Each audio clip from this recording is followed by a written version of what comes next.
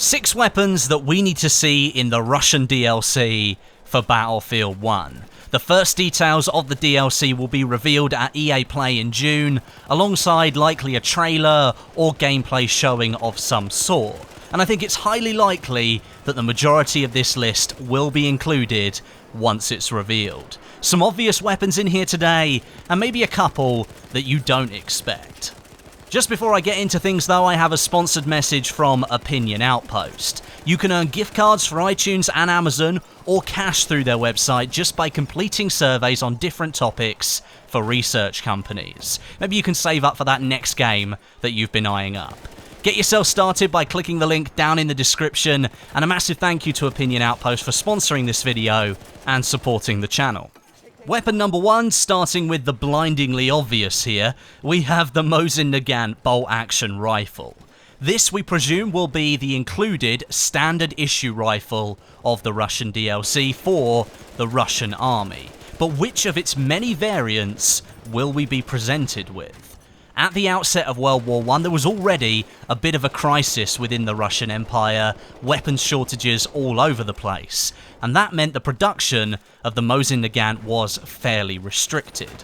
Cheaper, simpler models were favoured over some of the advancing variants that had been worked on since the rifle was introduced into service in 1891. The Dragoon variant was one of those simpler designs, and the Russians ordered the production of some 3.3 million of those, along with other initial simple designs, to be handed out to soldiers on the front lines. By the time the Russians withdrew from the war, only about 400,000 of the rifles had actually been delivered, and Russia never paid the arms companies in America for all of that work. Now, I'd be extremely surprised if we don't see either the original M91 variant or the slightly altered Dragoon variant make their way into Battlefield 1 with this DLC. They're most likely going to be sitting in the Scout class alongside the other bolt-action rifles. Weapon number 2 on the list, the Nagant Revolver, or to give it its proper name, the Nagant M1895. This sidearm became the standard issue to the Russian army and the police officers in Russia at the time, and it replaced the Smith & Wesson No. 3 revolver. Compared to other revolvers, the Nagant features a few intricacies that make its operation different enough to warrant its inclusion in Battlefield 1. Firstly, it features a 7-round barrel, meaning it can hold one more round than any other revolver in the game at the moment, and it pushes it closer into the territory of cartridge-fed pistols. It also features a gas seal system, where the cylinder moves forward when the gun is cocked, ready to fire. This gives the round a velocity boost, and that gas seal system also allows the weapon to be suppressed as well. Something that, at the moment, none of the sidearms in Battlefield 1 currently offer. Whether it would actually be a benefit, however, really remains to be seen.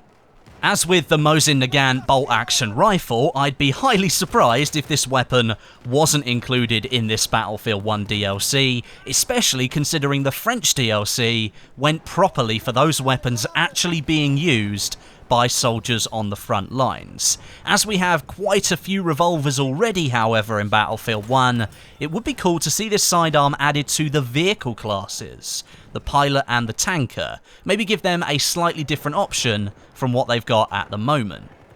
Weapon number 3 on the list is the MG14 Parabellum.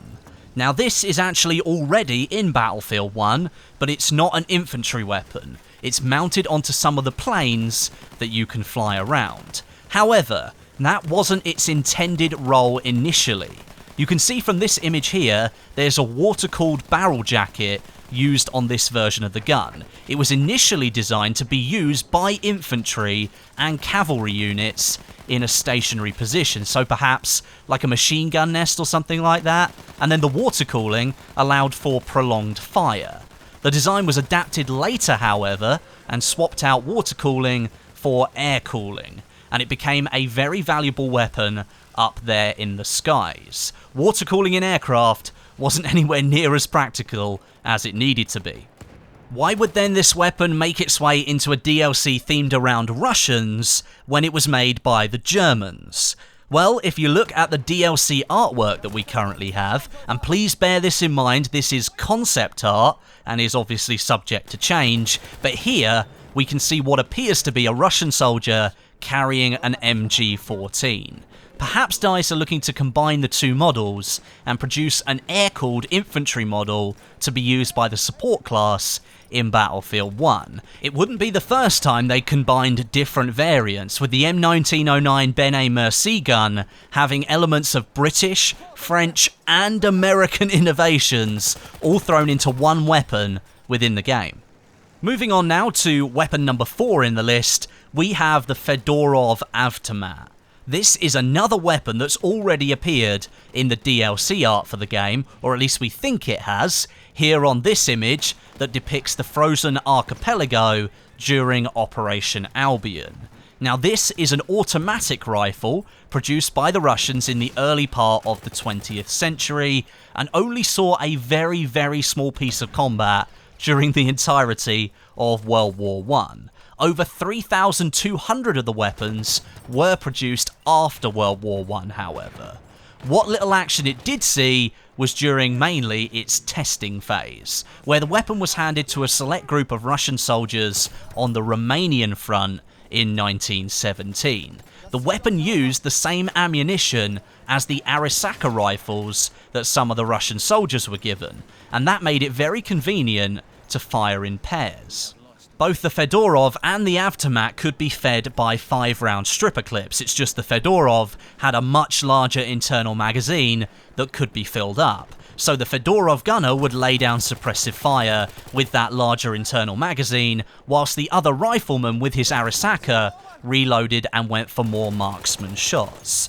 Testing proved successful on the rifle, but during its first deployment in battle, the company using the Fedorovs were killed in an assault.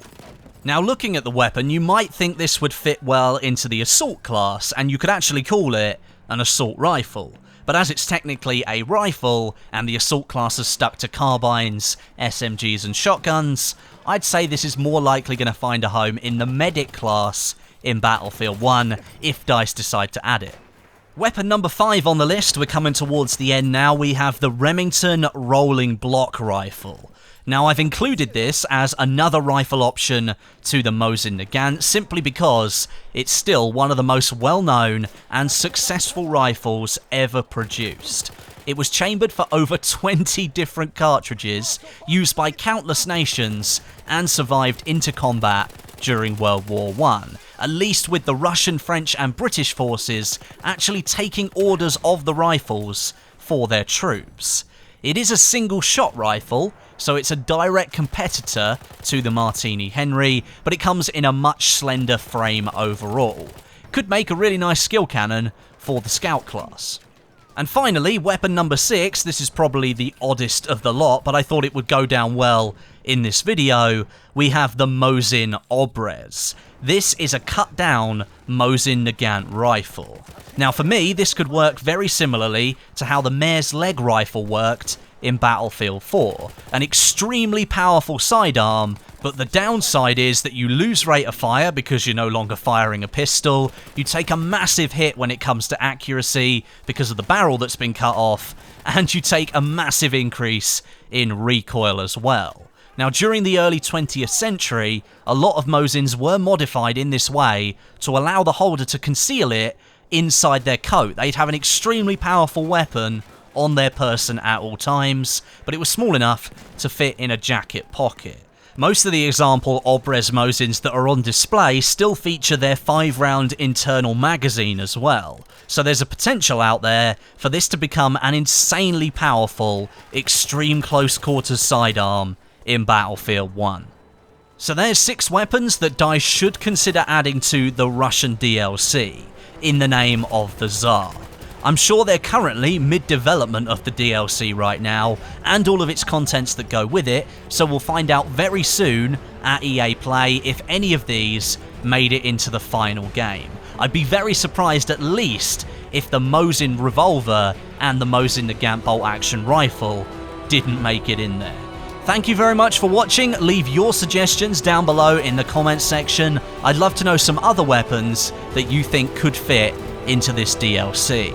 But until next time, my name is Westie, and I'll catch you guys in the next video.